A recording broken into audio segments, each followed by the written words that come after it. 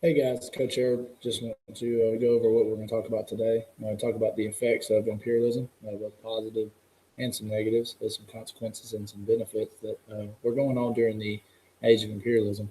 Uh, the last time we talked about some of the responses to imperialism, and these are some of the responses in the sense that people accepted what was going on in the situation. So there were some effects that lasted in those colonies way beyond just those moments and those wars and those rebellions.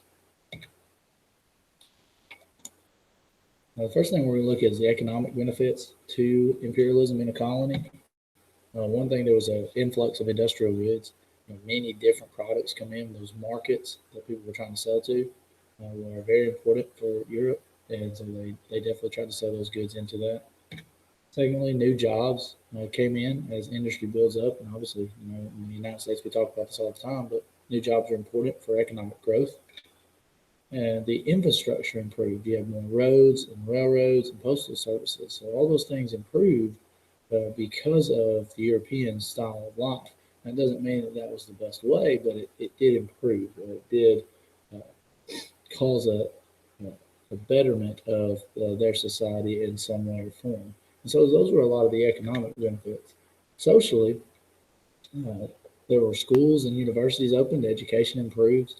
So many of the colonists there, do uh, get provided an education where they would not have had that for a long time before. Better medicines, hospitals, overall the health of the colonists improved through better medicines and hospitals and all those different medical benefits.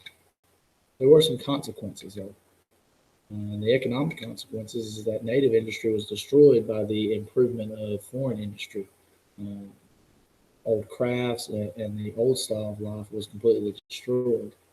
Along with that, wealth and resources left the colonies a lot of times. While things were coming in, a lot of things were going out. And so, because of that, you had a lot of wealth and resources leaving the colonies, not staying there. And the standard of living actually dropped, even though you had a better life, maybe because of your health or your education, but your standard of living, you lived a more poor lifestyle, uh, less goods that you could afford because your job was more minimum wage, and uh, your culture was completely destroyed. Which we'll talk about the social consequences of imperialism as well, is that the native culture and religion were devalued and lost, like we talked about with the Sepoy Mutiny. These people were not cared about. Their cultures were not uh, the focus of these colonies.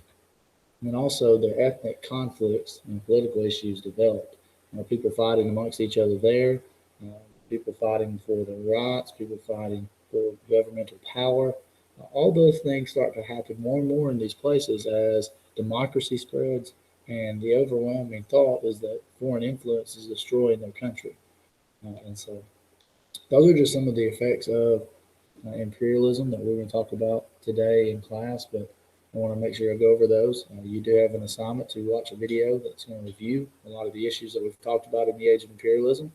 I would advise you to study your notes and look over your imperial test essay questions that have been put in week 4 for your test that will be coming up. Okay. Make sure you study your notes, and we'll review before the test. Make sure you are working on all your assignments, and if you have any questions, send me an email. Otherwise, have a great day.